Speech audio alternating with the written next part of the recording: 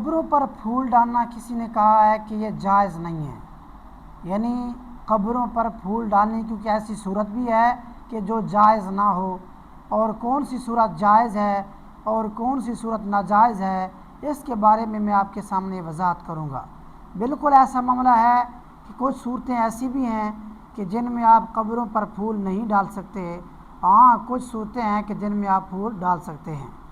وہ کون سی صورتیں ہیں کہ جن میں آپ پھولوں کو قبروں پر ڈال سکتے ہیں؟ تو وہ عام جو ہے حالت ہے، جس طرح عام جو پھول ہوتے ہیں ملتے ہیں، جس طرح کہ یہ جو گلاب کا پھول ہو گیا، اس کے علاوہ تر و تازہ یعنی سبز تر و تازہ جو پھول ہوتے ہیں، تر و تازہ پھول، یعنی وہ قبروں پر رکھے جا سکتے ہیں، قبروں پر ڈالے جا سکتے ہیں۔ ہاں وہ پھول جو آرٹیفیشل پھول ہوتے ہیں اور لڑیاں ہوتی ہیں، آرٹیفیشل کا مطلب یہ ہے کہ جو